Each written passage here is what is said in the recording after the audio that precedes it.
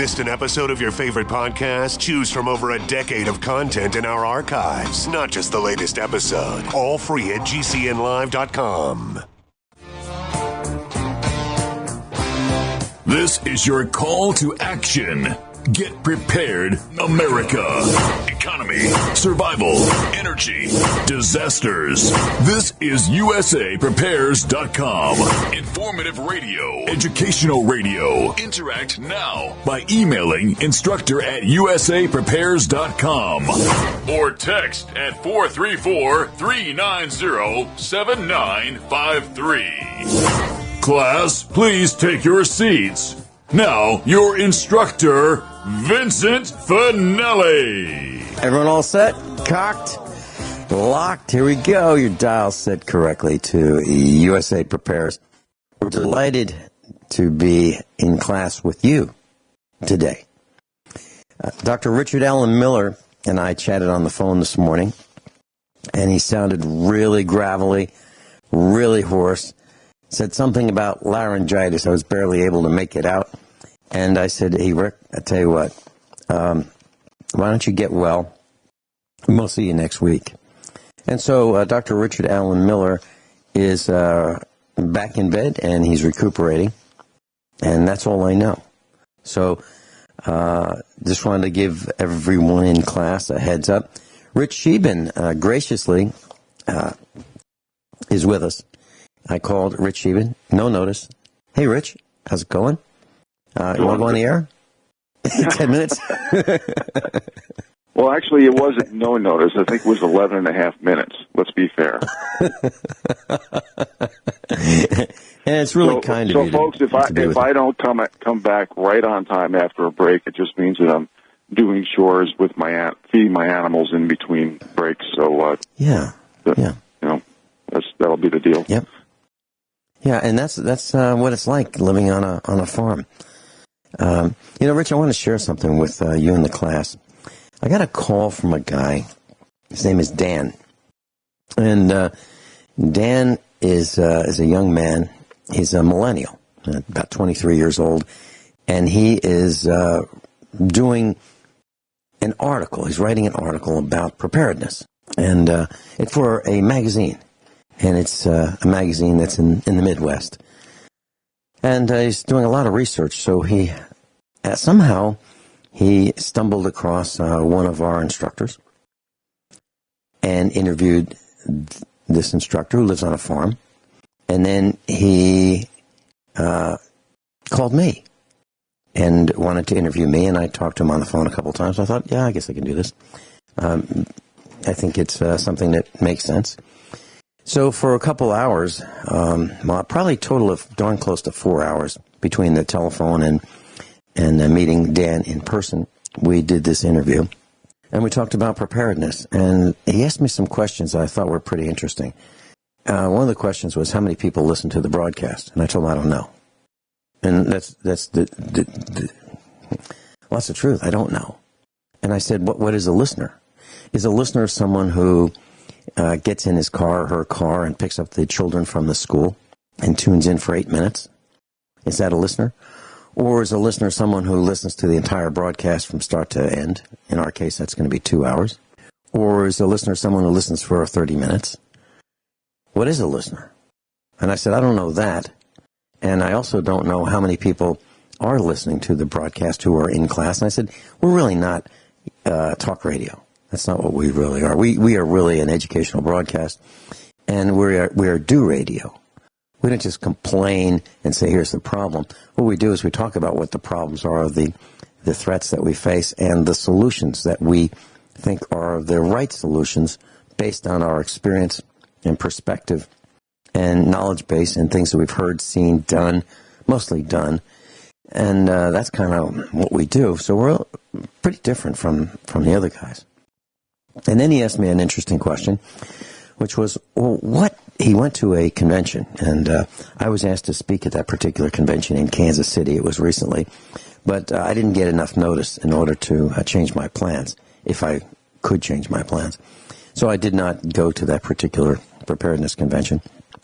But he was there, and he thought that there was some fear being sold there. And I said, well, that's exactly right. There is fear being sold at these preparedness conventions of late. And I said that I have a problem with that, and one of the reasons that I've stopped speaking at conventions is because there are other speakers there who are selling fear. And things like, and I'm paraphrasing, so, if you don't have food, you're going to die. So what you do is you buy this food from this company, and you'll be good to go, which is nonsense. You'll have whatever the amount of food that you buy from that organization, but you're not going to be good to go. You really have to worry about a lot of things, and be concerned and be prepared with skills and knowledge and tools and resources for research, because not everyone knows everything. So you're going to have to turn to some kind of a series of tools and research materials. In my case, it's mostly books that I've bought over the years, and very inexpensively, a library of books on how to do all kinds of things. And that's what I conveyed to him. And then he asked, how many people are really, what percent of the population is interested in preparedness and is taking an active role in preparing? And I told him my number used to be 5%, and then it was 3%, then it was 1%, now it's like 1/10 of 1%. And I really feel that that's correct. And then he asked me if there were groups, what kind of groups are there? And I said, I don't really know of any real groups that are actively working together in concert to prepare. What happens is they say they are, but sooner or later they fall apart, and they're really not acting together. So what I tried to explain is, it seems like each family is on his own, and that family may get individuals ready around them, convey information, try to teach them, but it's a tough row to hoe. And that's what I explained, and maybe this information will be written in the article, and I'll let you know when it comes out so that you can see it and read it for yourself. But there'll be several of us who have been interviewed, and I asked this young man how many people he knows. The interview was kind of interesting. It's probably like 2/3 me answering questions and 1/3 him answering questions, because I had a lot of questions for him. And whenever he asked me a question, it seemed like I turned, not every question, but many questions, I turned around on him and asked him the question he asked me, but in a different way. So the question I had for him was, or one of the questions was, how many people do you know who are prepared to survive a grid down situation, for example? And he doesn't know anybody. And that makes sense to me, because in my estimation, it's 1/10 of 1% of those preparing. Rich Scheben, what are your thoughts? Well, I've got a lot of thoughts. I can answer that statement in about 3 hours, but the show is only 2 hours, so I'll give it my best shot. Yeah. First of all, the word prepared is a very broad definition. It's very subjective depending on the capital resources, on the skill sets. Are you urban, suburban? Are you rural?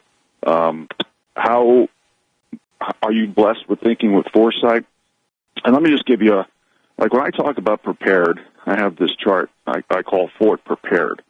And one side is skill sets, and the other side is stuff and ideas. It's all ideas and solutions. But regarding skill sets, I put a question mark by college, because I definitely feel, and folks, I'm not anti-learning. Believe me, I read up to 6 hours a day. And I'm not saying that to brag, because I am an average Joe. If you ever heard me on the air, I call myself an average Joe, non-hyphenated American. But 90% of the degrees are worthless. So you got to ask yourself, if you're going to go into engineering and nursing, or something that's going to be lucrative and give you a future, that's a great choice. But 90% of the college degrees is social indoctrination. You're actually learning to not think, but to follow. So I put a question mark by college, but when it comes to other things like skill sets like gardening, preserving food, raising animals, off-grid living, having your own solar array, or hydro, or however you're going to make your own energy. It could be hunting and fishing. It could be buying land and rural property. On the other side of my Fort Prepared, I have thinking for yourself, reading, research, asking questions, sharing information with others, being debt-free, having maybe 10% in silver and gold, having a little cash, maybe some U.S. treasuries, maybe cryptocurrencies. Vince and I have been off the air debating on that for hours, and I could talk about it from a devil's advocate perspective for hours, and maybe I just can't wrap my mind around it. I don't know, but that'll be a topic for another day, which we've done on this show. But you got to be around like-minded people, because when the crapper hits the fan, you're not going to be able to do it alone. And we got to make priorities, and that's part about being prepared. Like, I know people who put everything they have into silver. It's ridiculous. I mean, when I'm saying everything, I mean everything. And the average American has 9 days of food in their cupboard. That's unacceptable. Okay, we got to start thinking a little differently. And the most important thing is to help others and teach others and learn a balance in life between being serious, as we are often on this show, and having some humor and telling some jokes. And the biggest imbalance that I see, and you mentioned millennials, their challenge is the imbalance between technology and nature. The average person spends 7 to 8 hours on TV and their smartphone. That's also unacceptable. We have to sit around a fire pit and cook burgers and sausage, hopefully deer or elk, and talk about things, financial, economic, social, and political. I believe the days of small talk should be minimalized. Okay, that should be behind us. We need to have intellectual conversation with what's coming. Because if we don't, if everybody keeps getting upset over the littlest thing, we are not going to survive. A lot of us will not survive. So what I do is, there's two things that keep me awake at night. Okay? For those of you who have read my book or who have heard me on the air, I was diagnosed with spinal stenosis. Okay, I have nerve damage on my whole right side of my body. I've lost a ton of muscle. My arms are in a lot of pain. I got shooting pain down my hands all the time. The back right part of my skull is numb or have headaches a lot. But I still try to do the best thing I can. And the second thing that keeps me awake at night is thinking of ideas and solutions for the bottom 93%, what used to be the middle class. And I try to share this information with the people. Vince? Hold that thought. We'll be right back. Rich Sheben's with us. OffGridMontana.com. That's Rich Sheben's with us. And, Rich, you said something that I thought was absolutely riveting, fascinating, and very to the point. You mentioned the bottom 93% and how it used to be the middle class. If that is not stunning, class, I don't know what is. Because I'm pretty darn sure that everyone in our class today is in the bottom 93%, including Rich and me, Dr. Shealy. I mean, all of us. We're in the bottom 93%. We used to be the middle class. And I remember growing up, learning that there was a class structure. And I remember learning that, from my dad, that we were in the middle class. And so was everybody else we knew.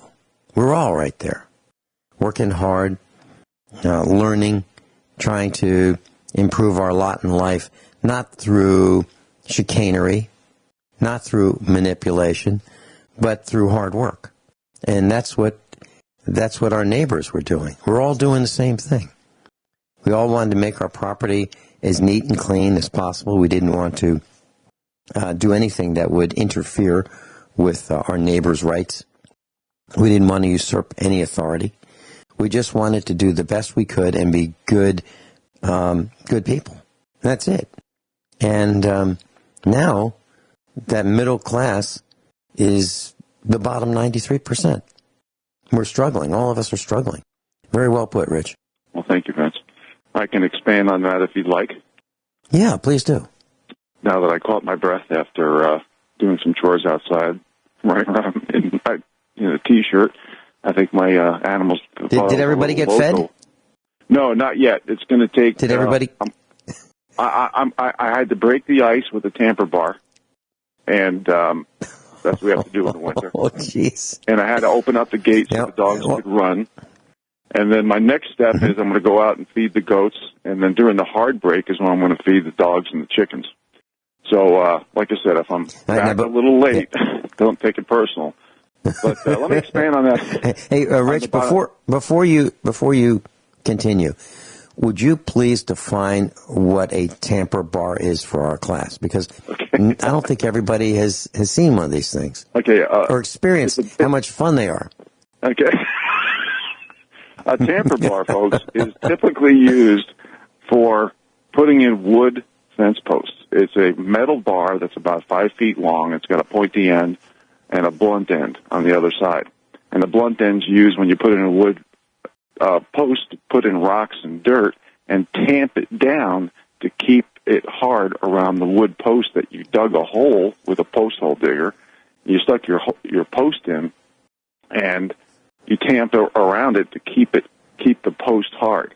So I use the tamper bar as the perfect tool. I don't even have to put any force into it because it's so heavy. I can literally just drop it on my ice and break the ice for the animals. And that's what I have to do during the winter because we live off grid. How's that for a definition? So this is a long bar that's probably an inch and a half in diameter, something like that. Yeah. Maybe an inch and a quarter.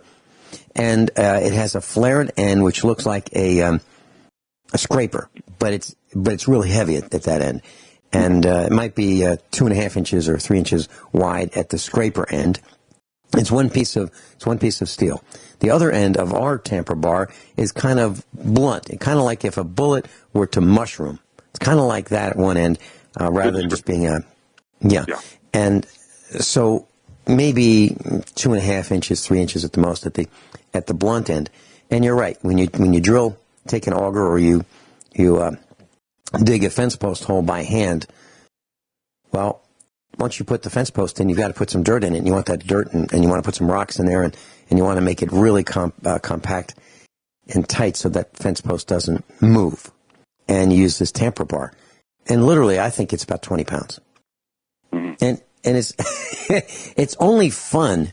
It's only fun for the first couple of minutes. Then the fun wears off really, really, really fast in using one of these things. But we've had kind of like wood hawking, when you go out there with the chainsaw, and it's fun in the beginning, but after a while it gets old. Yeah. Yeah. It transitions from being fun to work. Absolutely. Hey, we're going into another break.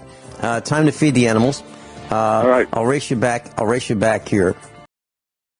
Class Rich Scheben's with us, and I'll just give you an update. This afternoon at 4 o'clock, I will be broadcasting with Dr. Bill Deagle. And he has asked me to help him with preparedness broadcasts. So once a week I spend an hour with him. And today we're going to be talking about outdoor wood furnaces. Are they a viable option? How do they work? Can you retrofit your existing heating system with an outdoor wood furnace? Do they require electricity to operate? Can they freeze in the winter? How much wood do they use? What about the neighbors and smoke considerations? What's the cost and what's the payback? And what do you have to do to maintain them?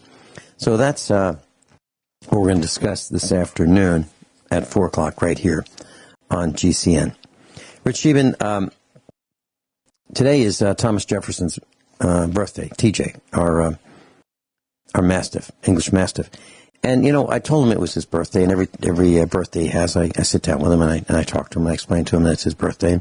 And I don't know if he forgets or not, but I want him to feel like he's a member of the family. So I talk to him in English, and I use words, and I try to teach him these words. And I gave him a birthday present. And I think even domestic pets, like dogs, would like to own something. And so what I gave him was a moving blanket. So there was a sale on moving blankets, and they were $3.99 at the Chinese factory tool outlet. So I bought him a moving blanket, and I spread it out for him, and I said, TJ, this is for you. And I patted it, and he climbed on it, and now I just ran down to the kitchen, and there he is. He's holding down his moving blanket. So, Rich, do you do things like that? make sure that your animals feel that that they're absolutely part of the family? Oh, 100%. We have especially a little dog here. He's 15 years old. He's half miniature Sheltie Collie and half toy poodle. He's 5.5 pounds. He's the most cute and tiny little thing you've ever seen. I think I kiss his head probably close to 20 times a day. And our animals are absolutely part of the family, and they're fun to be around. But everybody, except for Killer, has a role. Killer's role is to be cute and tiny. Everybody else on the farm has a role. You know, the dog's guard, and I had 5 grizzly bears in and around my yard just this year that I saw. On my trail cams, I get a minimum of 3-to-1 ratio of grizzly bears to black bears. So if I didn't have Great Pyrenees dogs, I have 3 of them, I wouldn't have 1 chicken, 1 goat, I wouldn't have a vegetable in the garden, I wouldn't have a fruit in the fruit tree.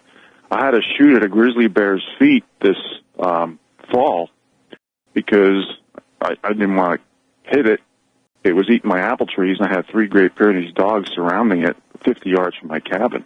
I mean, I literally shot it from my porch just to get it out of there because it would have been a disaster. Because legally, they're protected. That's part of the political correctness of things. And I'll even discuss that if we have time. Once you give me the reins to talk about what we were talking about regarding preparedness, I'm going to go for it. So I want to talk about a lot of that type of stuff. Well, go ahead. All right, let's do it right now. Well, first of all, we're talking about the bottom 93%. And basically, the middle class, the bottom 93%, the poor/middle class, however you want to label it, we don't have representation. Okay? Let me just give you a few examples. I'm going to give you 3 off the top of my head.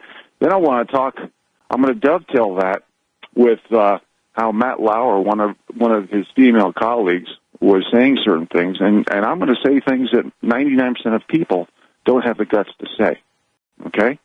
And then if we have time, I want to talk about an article by Paul Craig Roberts, exposes plunder capitalism, which is a really good article. And he basically talks about how capitalism is hiding behind globalism. And he has some good stuff, but I want to talk about something that he mentioned, which I just touched on, which is grizzly bears in the article. And not to be derogatory towards him because he's been of value to the American people. But let's talk about some examples how the bottom 93% has no representation. Okay? And if I'm talking a little fast, I apologize. I'm still a little bit out of breath from running. Rich, can I just interrupt for just a second? You bet. I can't contain myself. Hey, are you sitting down? My shock. Are you sitting down? I am sitting down, buddy. Okay, I'm going to give you a number, and then I'm going to tell you what it represents. Okay. $16,910. You're going to say $16,910. You're talking Bitcoin, right? Yeah. Yeah. Rich. So, let's not go there right now because I didn't. Okay. 2 hours is not enough for this show. I'm just saying. Okay. All right. I just had to make that announcement. When you and I were talking last night, I know it was at 14. Well, it was at just at 14,000. By the time you and I were done on the phone, it jumped another $200. I couldn't believe it. I wanted to send you an email and say, Rich, it just jumped $200. And while I was writing the email, it jumped another $200. Mm-hmm. So it was like $400 between the time I was going to hit the send button on the email to you and when we started talking on the phone. Yeah. Now it's $3,000 more than that. I know, but I'm going to try really hard not to address this right now because this is news for a whole different show and a whole show, and we can both. I agree. I just couldn't for many hours, but I'm going to go back to. I couldn't contain myself. I know. I get it. But I'm going to talk about some examples on how the bottom 93%, a.k.a. the poor/middle class, no longer has representation, okay? And this basically dovetails into the discussion about what is preparedness. And this is why people are upset, because 69% of Americans don't even have $1,000 in the bank. 78% of Americans live paycheck to paycheck. It truly is an aristocracy serfdom relationship. This is why you got to get rid of this left-right paradigm. The ideology part is a small part. It's mostly the people at the top. Okay, 8 people have a higher net worth than half of the globe. Think about this. Okay, so as we head into this new era of industry with robotics, automation, and artificial intelligence, the bottom 93% is going to get poorer and poorer and poorer.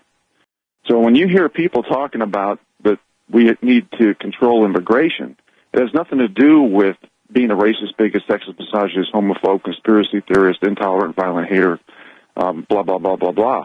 It has everything to do with the fact that there aren't enough good jobs to go around. And when you pile everybody into urban, suburban America, and you're going to have chaos, because chaos and infighting is welcome. This is part of the MO of the elite, to distract, to dumb down, and divide by race, gender, sex, religion, ideology, generation. This is why every mainstream media is about race baiting and gender baiting, okay? Their job is to manufacture perception, pity, and ideology, and guilt. So they want to hold on to these narratives and the memes and the themes. So let me give you 3 examples here. And we talked about this on the air a couple weeks ago, friends. I had a tax assessor come out here. So he said he was hired from the Flathead County to come to Lincoln County, and Flathead County is a neighboring county because Lincoln County was apparently too busy. He said, I live on the grid. Now, this is a few years after another tax assessor from Lincoln County came out here to verify that I do live on the grid. He saw that I didn't have a finished basement, modern heat, bathrooms.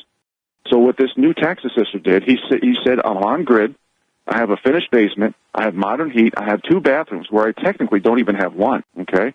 And this changed my valuations, and my taxes went up dramatically. And I have no recourse. 2, second example, my insurance is with State Farm.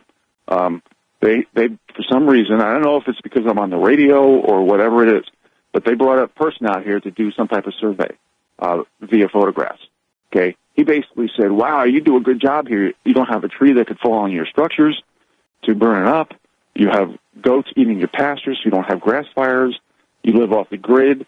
So if a fire came through, the first thing that goes when the fire goes through a subdivision is the power. I'm not going to have that issue. I'm going to have the ability to fight a fire because I live off grid and I can pump water out of my well with my own power. And he said, fire travels uphill. Okay, I have ridges around my little meadow where I live in, and fire would go up and not downhill unless it's a horrendous wind pushing it. So I expected to possibly get a discount for my homeowner's insurance because fire is really the only. Yeah. So not only did it go up, I talked to my insurance agent, Vince, and I told him all this. And I said, I need to talk to your people at State Farm and give them a presentation.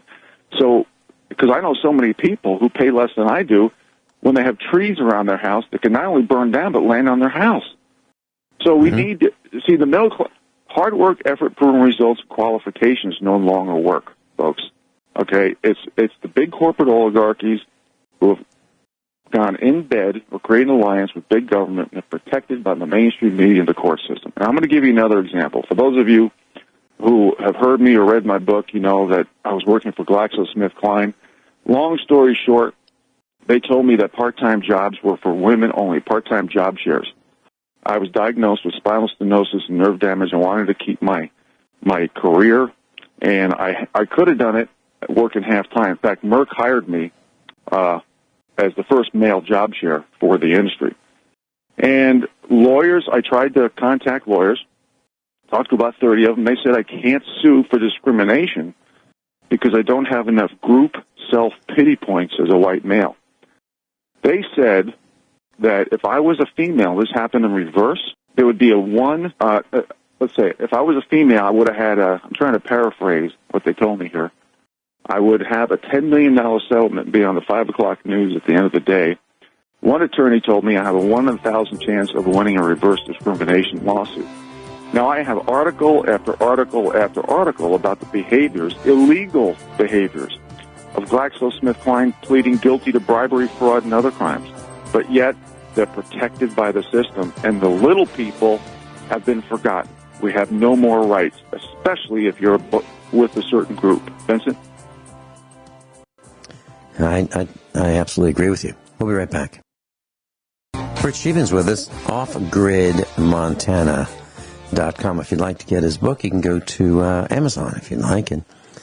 But his book is available. Offgridmontana.com is the website. The book is One New York Man's Journey to Off-Grid Living in Montana. Rich Scheben and I both have solar systems and off-grid capabilities.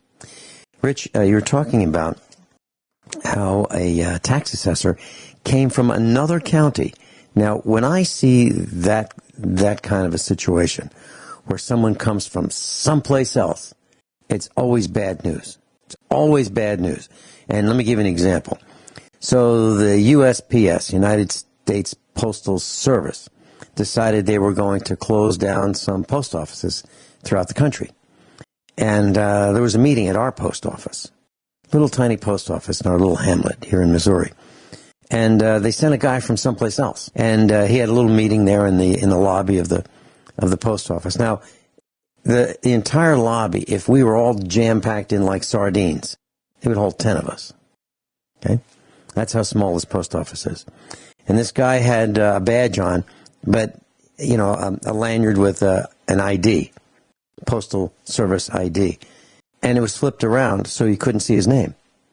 So in my best Columbo, I walked in and I kind of crouched down a little bit and I leaned to the side and I looked at him. And he looked at me because I was the only guy who wasn't standing up straight. I was leaning sideways. And he looked at me looking at him. And I said, I can't see your ID. You have it on backwards. And so I made him turn his ID around. And then I looked at the woman who was with him from someplace else as well. And she had hers on so you couldn't see her ID. And I made her turn hers around. And whenever you see this kind of thing, where people come from someplace else, it's not a good sign. Just like your tax assessor coming from another county. Since when does a tax assessor from one county go and help another county? Since when does that happen? I don't think it's very often, unless it's a situation where they want to make the blame fall on the other county where you don't live.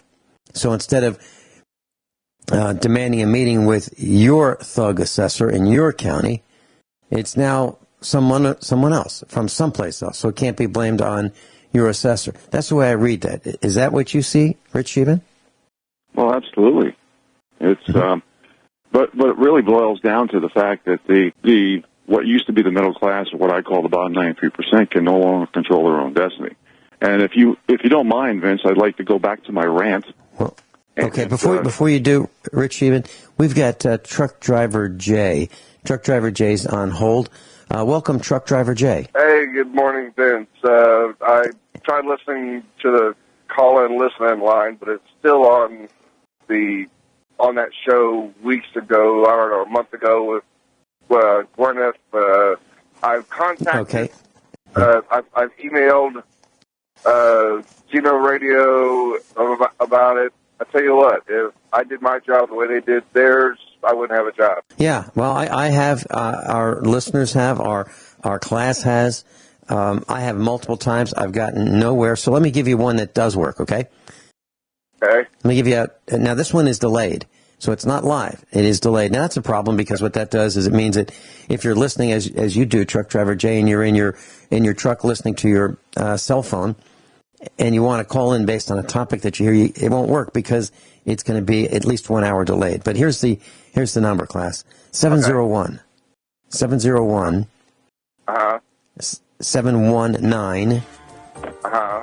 0914 0914. 701-719-0914. And I don't know how to fix this.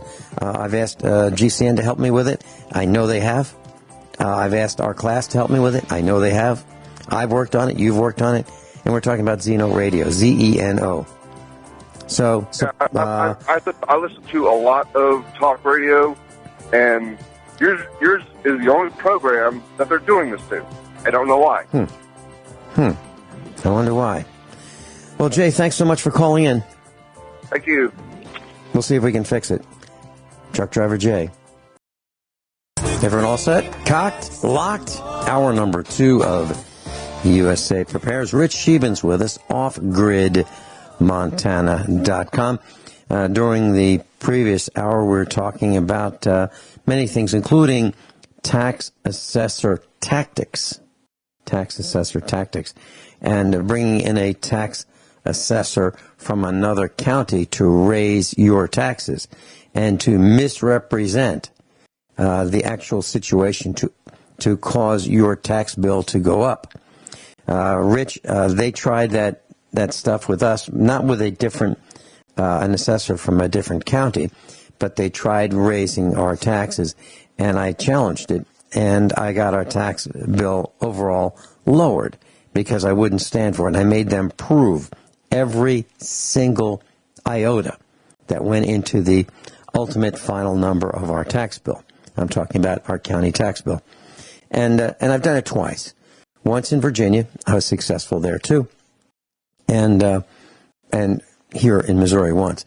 And once you do this, once you challenge them, they're really a little more careful with you, because they'll say, well, wait, remember what happened with Finelli, or remember what happened with Scheben. We don't want to have that happen again, because they take up too much of our time when they challenge us. And you have a right to do that. They pick a number and they say, okay, here's how many acres you have, or a fraction of an acre. Or here's the kind of house you have, the siding, the number of chimneys, the number of fireplaces, if you have them, the sidewalks, the construction of the sidewalks, the heating system, the electricity, plumbing. It goes on and on and on. And they make assumptions, because you definitely do not want to let these people in your house. Because they have cameras and they have phones, and they can walk around with their phone on their belt or their phone in their front pocket, and they can be running the video of your house. So never let these people in. Never. You don't have to. They can say, I need to come see. And you go, no, you don't. And you're not going to. Don't let them in the front door. I mean, that's our position. And they wanted measurements. And we said, we'll give you the measurements, because we want to make sure they're right. And about the farm insurance, Rich, you were telling me that they wanted pictures and they wanted you to fill out a survey. Is that right? That was with the insurance company. They came in, they call it a survey, and they took pictures. And I don't know if they were trying to catch me do something that would have increased my cost dramatically, even though it did increase, not dramatically. But I should have gotten a reduction in cost. In fact, if they would use me as a prototype, cutting trees down that could land on your house, keeping your pasture down, whether it be animals or cutting it. Living off the grid is a big thing, because when you're on the grid in a subdivision, the fire goes through. Just look at Southern California right now. The electricity is the first thing to go. Mm-hmm. So there's a lot of things that we do to prevent fires from happening, because if you had to pick one catastrophe, it's not that we don't have earthquakes, but a rare tornado in eastern Montana, and an earthquake doesn't really do damage here in Montana for the most part. Our biggest catastrophe or calamity would probably be wildfires in Montana, if you had to choose one. And so I try to fight that. I try to. Of course. It makes sense where you put your home and things of that nature, and the fire breaks you put around your structures. A lot of people don't do that, and I understand why, but I just think that if we have an opportunity to control our own destiny, to reduce our prices. But see, again, this goes back to the bottom 93% not controlling their own destiny. And when you're ready, Vince, I would love to go back to my rant, please. Okay, can I just let me what just do you say think this is, your show or something, huh? Well, you mentioned farm insurance, and I think I owe it to our class to give them a fighting tactic that I use. Okay, so our farm insurance, I despise this company. I really do. It's the Farm Bureau. They are miserable when it comes to paying. They can't find their wallet. I mean, they are a miserable company. Well, and we've had them for a long time, but no one else will insure us because we've had too many claims. Well, let me tell you what a claim is, class. A claim is the roof blows off your barn, and you call these guys out, and they say, oh, yeah, I can see where, and then they write you a check for $750. And then they say, well, that's a claim. And you don't cash the check because you can't even get an estimate for $750, let alone repair the roof that's missing. Okay, that's Farm Bureau of Missouri. Well, let me tell you another claim that we had. We had a lightning strike, and it wiped out a lot of electronics all at the same time. And I called them up, and I said, well, I don't have the entire pile of blown up stuff here, but you can smell it's all been burned simultaneously. And they said, okay, let us know when you get the whole list. So I didn't follow through on that. So that's another claim. So because I called them, they say we have too many claims. They haven't paid on one of them because I haven't cashed the $750 check. So no other insurance company is going to, insure us. Can you imagine that? Because we're too much of a problem. Now, when the tornado in Joplin came through and leveled everything, they paid claims. And they raised my rates because of Joplin. I don't even live near Joplin. That's what insurance companies do. So the new thing that they want to do is they want to come take pictures of our farm. And I said, well, yeah, but that's not a convenient day. We'll have to have a different day. Let's pick a different day. Well, now they've forgotten all about me. Okay, so one of the tactics I use is to delay until it's convenient for me. So we got to take pictures? Sure, that'd be fine. Who's going to take pictures? What do they want pictures of? Why do they want pictures? Okay, so we'll schedule that when it's not good this week. Probably not good next week. Maybe in a few weeks. Maybe next month. And it never happens, which is wonderful. And then they sent us a survey. And Mrs. Finelli said to me, here's a survey. It came in the mail from the Farm Bureau. They want to know certain things. Okay, what do they want to know? Well, they want to know about liens. Well, it's none of their business. So what did we do on the survey? We filed it in the trash. So I just wanted to share that. So that was my little rant about the topic that you brought up about farm insurance and how they want to know more and more and more. And they want pictures of what? Inside, outside, the structures. They want pictures of everything. I am not going to let them have pictures of the inside of the house. No way. Because I don't trust them. I don't trust them. I don't like them, and I'm not going to let them in. Just my thoughts. Okay. Are you ready for me? I like the gal who answers the phone. She's really pleasant. But in terms of everyone else, I don't trust them. I don't trust them. They are salespeople. Absolutely. They're selling a concept, and they don't even honor the promise of the concept. Just try to collect from an insurance company. When you mentioned the Joplin scenario with the tornado, yeah. That's called cost shifting. Yeah.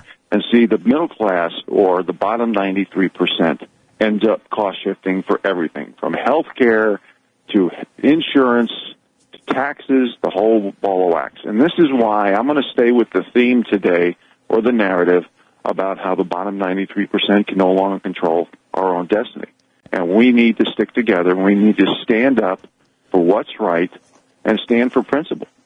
And that is the same rules, laws, and accountability for everybody on American soil. The word truth should matter. And if someone else does it because of what group they're in, you should do it. And free speech is a really good example. All right, Vince, I'm setting the golf ball on the tee, and I got my arms coming down, swinging. I'm ready to hit it. You ready? Go. Okay. Yeah. So I'm going to start where I left off, folks. GlaxoSmithKline, the company had told me that I could not, with spinal stenosis and nerve damage, work as a part-time job share because, as lawyers told me, I did not have enough group self-pity points. I want you to think about that and remember those words. Okay, GlaxoSmithKline, this is just one article, pled guilty to bribery, fraud, and other crimes. According to U.S. federal investigators, Glaxo has been routinely bribing doctors with luxury vacations and speaking gigs while fabricating drug safety data and lying to the FDA. They've been caught defrauding Medicare and Medicaid out of billions of dollars. And Glaxo also deceived regulators about the effectiveness of their drugs. This is all in public form. This is all under public data that's already been published. So I have to ask you, as a little person, a small and medium-sized business that's not protected by the big corporate oligarchies and big government, if you went around as an individual and started bribing doctors, falsifying data, selling a fraudulent product to the government, lying to regulators, engaging in anti-trade price fixing, what would happen to you? It's a rhetorical situation. Of course, you'd be in the who's gal. Okay? They come with handcuffs, and you'd never see the light of the day. This small people, the little people, the bottom 93%, the middle class / poor, I don't care how you put it, we have no more rights. There's a coup against the bottom 93% to govern themselves. Okay? And this is why practice what you preach laws is why I always mention them. You know, if you're a proponent of getting rid of guns and you're hiring people, bodyguards, to have guns or protect your butt, that should be against the law. We can no longer accept words like hypocrisy and double standards. So I'm going to take this scenario, folks, of what happened to me with Glaxo, and I'm going to move over a little bit, keeping things in context, and talk about the Matt Lauer situation. You know, now granted, I heard a lot of alleged crimes like rapes and showing sex toys and having a door locked, being able to lock a door with a button under his desk. Apparently, one of his colleagues, a female, said that women should be safe and respected. Well, I totally agree. But I think respect needs to be earned under the same rules, laws, and accountability. When we lower the bars and standards and expectations to get a job and keep a job, this didn't happen to me just at Glaxo. When I was 19 years old, my plan A to get to Montana was to get 20 years under the New York City Fire Department belt, retire at 39, get my 20-year pension, and come out. Well, that was the year that women's groups sued because they couldn't pass the physical test. So what did? They lowered the bars and standards and expectations, just like Glaxo did, where I couldn't be a part-time job share, but they hired women off the streets to be part-time job shares for other women. And the same thing the National Forest Service did to me. I got a degree in forestry. That was my plan B to come to Montana. They said that they could not hire me as a white male at the time and hired 2 girls in the waiting room right after my interview. And I'm going to expand on that after the break. Thanks for letting me rant. We'll be right back.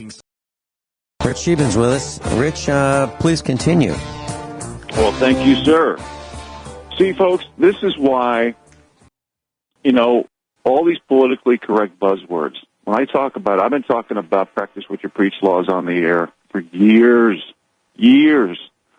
okay? Whether it be Common Core, gun protection laws. How many times do you hear some elitists talk about their, you know, global warming and carbon footprint? We need tax. While they're flying around the world on jets, often private jets, and living in huge houses, often multiple huge houses. Folks, when people, ordinary Americans, say that is the way it is, or that's the way it'll never change, you're the poster boy or poster girl for ignorance, apathy, and indifference. In other words, you have a fear of the consequences of being politically incorrect and saying the truth. And we got to get over that. So I'm not disagreeing that women need to be safe and be respected. But at the same time, they are touting this left-right paradigm on the left while they're saying they're proponents of certain cultures that treat women like crap and make them wear hoods and can't have a job, or if they're walking around in certain clothing or without a man, they can legally be raped. And because of the narrative, people don't say anything. And you got to get over this narrative, meme, theme, talking point, microphone thing, okay? It's destroying us. Ben Carson came out to Northwest Montana. The first thing he said was, I hate political correctness. And the second thing he says, and I want to paraphrase this, and he said it very accurately, he says, when you are politically correct, you turn minorities into victims. Hence the term victim group status. Ben Carson didn't start it. I didn't start it. It's been out there for a long time, just like protectionist group status. We have allowed the elite to turn the USA into the divided groups of America.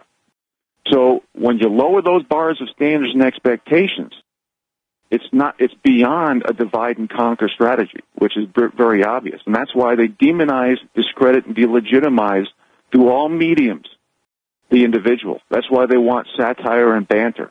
And it's all part of the distraction. Have you ever noticed when this "Every Man is a Rapist" theme came out a few weeks ago, and all these men got finger pointed after Harvey Weinstein? Did you notice the distraction from a lot of the news, like especially the Kate Steinle who got shot, and her shooter who was an illegal immigrant, got freed. Then didn't you notice that there was a lot of, this is an alibi for also all the pedophilia discussion that was on the alternative media, or the new media, as I prefer to call it. And did you hear Barack Obama said, "Oh, men are having problems, so women should rule the earth," or something of that nature? Guess what?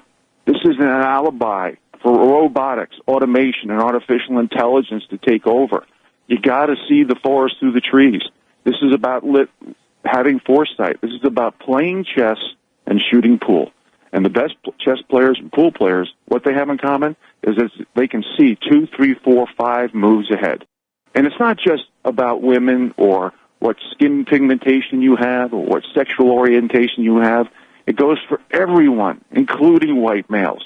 Do you remember the cyclist Lance Armstrong when he admitted to taking anabolic steroids? Well, what happened to his legend? He was supposedly the best cyclist in the world. You don't hear about that anymore, do you? When you lower the bars of standards and expectations, and people don't get restitution for whether it be discrimination or anything that's illegal, you can't have a separate set of rules, laws, and accountability based on what victim group status or protectionist group status you have. This is degrading, it's disrespectful, and it's insulting the work ethic, the ability, and the intelligence of all these people. It's shoved into these groups, purposely designed to divide and conquer, avoid synergy, and when you lower the bars of standards and expectations, you never empower a nation or a group. You basically eliminate everything that made us great in America. You're destroying America by rewarding mediocrity, because ingenuity, productivity, innovation, knowledge, everything's gone, thrown out the window with the baby in the bathwater. And I'll put an exclamation point on my rant, Vince, after the next break. Thank you. Rich Scheben's with us. And Rich will be back on Friday, hour number 2 at USA Prepares. His website, offgridmontana.com. Rich Scheben's with us. Offgridmontana.com. Rich, I got to say this. You're not going to believe this. Last night, the number was 14,000. Okay? I interrupted. Rich, you're not going to believe this. I swear you're not going to believe this. 14,000. You and I were talking last night. I was like, wow, how can it be so high?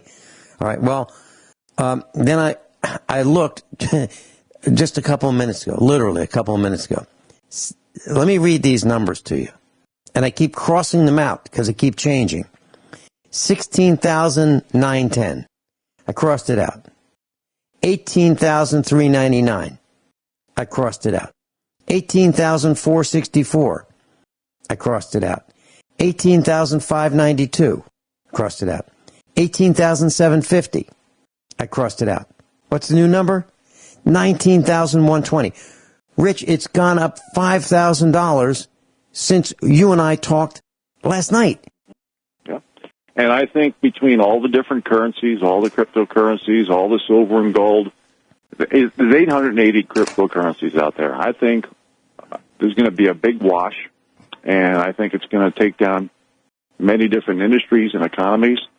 And I'm not saying crypto's good or bad. I'm just saying that when you thin out the barter system, especially when 78% of Americans live paycheck to paycheck, and you have just a few people at the very top trying to create commerce, it's going to make a lot of confusion. And I'm not saying good or bad. I'm just saying big question mark.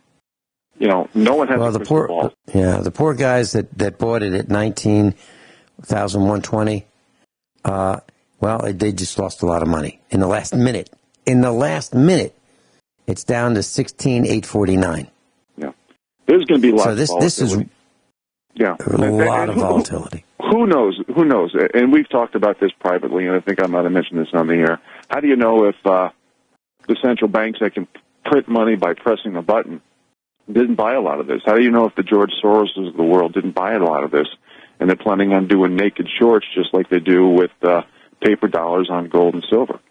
And they buy up tons of it, and all of a sudden they sell it at a certain period of time to deter purchasing. I mean, who knows? Okay. When you use common sense and logic in this discussion, it almost doesn't mean anything. Mm-hmm. Well, it's back to where it's down to 16,900 in the last 30 seconds. Rich, this is a phenomenon that is not unlike tulip mania. It's not. At least at this point. It's up and up and up. And so the point I'm trying to make is, class, please do your own research. Do your own research. Don't believe anything anyone says about this. Please do your own research. And it's not going to be all that easy. This is a steep, steep learning curve about the cryptocurrencies. And we're going to try to stay on top of it and bring you people in the know right here at USA Prepare. So just keep that in mind, that this is it's an option to whatever you're doing now. But it is risky, and it's a concept. It is a concept. But so is the Federal Reserve. Federal Reserve dollar is a concept at this point. Please continue, Rich. Yeah, and you got to remember too, when you look at it plotted, cryptocurrencies plotted on a lineal graph, basically on a line type graph. Okay, single dimension, and you compare it to some gold and silver manias and tulip mania back in Dutchland, back in the 1600s. The lineal graphs are very interestingly similar compared to Bitcoin. So I'll leave it there, but I'm going to go back to my rant. And people, you have to realize that we're being used. Okay, the elite are demonizing, discrediting us, and delegitimize us as an individual to shut us up. Fake news is way worse than fake news. It's bought and paid for news, okay, on the mainstream media. And people tell me, well, if you took Glaxo to court today, just with all the publicity of your book and the radio shows, and you mentioned this a few times, I've had pretty big names tell me how... See, hard work, effort, proven results, and qualification has been replaced by corruption, manipulation, nepotism, and deception. So that being said, I had some pretty big names tell me that if I took Glaxo to court right now, the judge, the lawyers, including my own, and the jury would be bought and paid for. So this is the world we live in. The little people can no longer control their own destiny. And this is why I say try to disassociate yourself to the state as much as possible, because it's all meant for the state to come in and be a liaison and say, well, this person has more victim group status, protectionist group status, so when this business breaks up or this marriage breaks up or this we're going to give the majority of the benefits to the person who's in a certain group. And see, we've allowed them to destroy us. We've allowed them to have to create a separate set of rules, laws, and accountability based on what victim group you're in. And they call it identity politics. This is their home run pitch.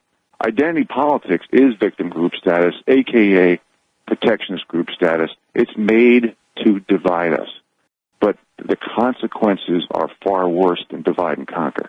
It's made to lower the bars of standards and expectations. So the people who want to have a respect because of what group they're in and basically destroy America by allowing and demanding to reward mediocrity and basically preventing ingenuity, productivity, innovation, and knowledge to go to only the elite, because we're so busy fighting each other at the bottom 93 levels based on what race, gender, sex, religion, ideology, or generation we're in. You're allowing the very wealthy to control the narrative. And this is why we have to think for ourselves. Okay?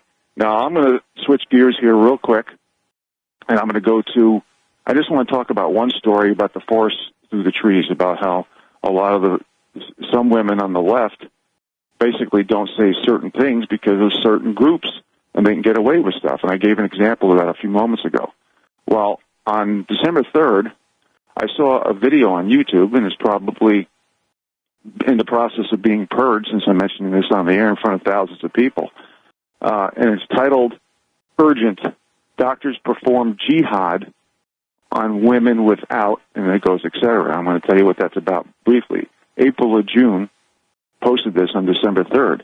Apparently, there's a federal court case going on right now, and it's hush-hush, where doctors are being sued for malpractice, OBGYN doctors. And I'm going to paraphrase what she said, just to be quick here. The doctors who practice the Quran is performing unknown abortions and sterilizations without the female's consent. See the forest through the trees, folks. Okay, look it up, see if it's still on YouTube. But this is the type of stuff that's happening. You're saying we need to get respect in certain instances while you're allowing different groups to lower the bars of standards and expectations and actually degrade and disrespect and insult all these people who want this so-called group protection. Now, I'm going to switch gears here again because we have very little time. I want to talk about this one article by Paul Craig Roberts, exposes plunder capitalism. Basically, it's a very good article. He's been a huge service for the American people, but it's basically about capitalism hiding behind globalism and how the public sector will soon turn private for so many things, including Medicaid and Medicare and all this stuff, and Social Security. And one of the comments he made was grizzly bears and wolves are going to lose their protection under the Endangered Species Act so they can sell trophy hunting licenses to men who have to prove their manhood by killing an animal with a high-powered rifle at a safe distance. Now, 85% of what I harvest is with a bow and arrow, I'll tell you right now. But I just got a comment on this because it's still the same theme as the small little people cannot control their own destiny. I had 5 grizzly bears in my yard, in and around my yard, 150 yards from my cabin, eating apples, okay, with 3 Great Pyrenees dogs attacking it. It would have been a disaster if I didn't shoot at its feet to get it out of my pasture. I can't even travel anywhere without being armed. You can't come here without being armed because it's just too dangerous. It's not even the black bears and the mountain lions, which we have tons of. Go on my website, offgridmontana.com, and you can see all the critters that I have here. I mean, I'm not afraid of critters, but some of these are very deadly. I got a picture of my 8th wolverine in the wild up in British Columbia this year at 32 yards. It's on my website. Go look at it. So I spent a lot of time in the wilderness. I love nature. That's why I'm here. But the little people should have had a say years ago about the grizzly bear situation. Okay, they've been protected since like '87, when a species is not managed. Okay, a wild game species, and they start coming into houses, and things start getting dangerous, and the little people can't control their own destiny because of federal laws. It's just an example of wolves. We don't have indigenous wolves here in western Montana. Most of them have been eradicated. They basically took taxpayers' money, went up to northern Canada, trapped non-indigenous wolves, which are much bigger, brought it into states, the lower 48, states like Montana, where the little people can't control their own destiny, and the elk herds are being decimated, and the deer as well. So the little people, again, paid for this, but at the same time, the hypocrisy, which I hate that word, the Fish and Game goes out and kills streams that have brook trout in them because they're not indigenous to the western part of the lower 48. But yet, they use taxpayer dollars to bring in wolves. It's all part to move. It's in part to move people to urban, suburban America so they can be controlled. They want to eliminate self-sufficiency. They want to eliminate thinking. They want to cultivate followers, and that's all part of the plan. Vincent? Yeah, and in Orlando, Florida, they were fining a person for having a garden in their yard until we rang the alarm and exposed them, and then they changed their mind. We'll be right back. Rich, you're talking about lowering the standards, and we have, and I remember being in the educational system back in the 1990s in the Commonwealth of Virginia, and we had No Child Left Behind, No Child Left Behind, which really meant, in my opinion, no child has a chance. And, today, you look at today's news, California has the most failing schools in the nation. California used to be the system that we would look to for excellence. the California schools were something other states would aspire to be like. Well, now it has the most failing schools in the nation. So this lowering of the bars, the lowering of the expectations, you're absolutely positively right. And the evidence is what we see in some of the millennials. And it's not all their fault. And Mrs. Finelli was, I was telling her that Patrick and I were talking about the millennials, and she said, it's not all their fault, meaning it's not the fault of, totally the fault of the millennials, because they have been shielded, prevented from having some of the opportunities that my generation, your generation, Rich Scheben, have had. And the rapid advances in technology are so fast. They're so fast that when you buy electronics now, you don't even get manuals with them. They don't have time to write the manuals. You get a new phone, it doesn't come with instructions. You got to figure it out. That's how fast technology is moving. We don't have time to write the manuals now. And my generation is having a tough time adapting to this increase in speed of the releases of new technology. The millennials are way better at adopting, accepting, and embracing new technology. Rich? Well, it depends. The answer to 95% of the questions out there is it depends. And I touched on this earlier. We have an imbalance between technology and nature, especially in the young people. We're losing communication skills. We're losing eye contact. We're losing common sense and logic. Yes. When a society no longer has protection under the law, and the goal of the elites is to create infighting and chaos, to divide the people of the bottom 93%, which I think I made pretty clear, it lowers the bars of standards and expectations, which destroys America because you reward mediocrity based on what group you're in. Ingenuity, productivity, innovation, government regulations, knowledge, everything is a headwind. So it's not going to be available. If you have a science fair in class, and you have the students competing for the most innovative science fair project, inventiveness, and you have students that come up with these ideas that don't work at all, they're complete failures, and then we reward them and we say, you know what, you really tried hard. That was wonderful. That was great. And even though it doesn't work, you did a great job. Here's your prize. That's what we're talking about. We're talking about lowering the bars to that point where everybody who goes out for sports, if they can walk to the field, they get a trophy. Great job. You guys did such a good job. You all showed up. Very good. That's what we're talking about. Yeah. Well, it's analogous to the economy. The last 10 years, despite the sky-high stock market, the U.S. grew only about 1.3% over the last 10 years. It's been a disaster. And you look at the flattening of the U.S. Treasury curves, the 10 and 2-year, the 10 and 30-year, it's getting to the point where the elites are not allowing the little people to offer suggestions on how to fix it. I think even as a layperson, I can give some pretty doggone good suggestions on how to fix this economy in a very short period. But they want to hold on to the status quo and manage the people. It's an addiction to power, money, and control, Vincent. And you've been talking about the ultra-wealthy, the top 3%. Well, the latest Washington Post article, the top 1% have about 40% of the wealth. The bottom 90% have a little more than 20%. So you're absolutely right. It's gone. We've lost it.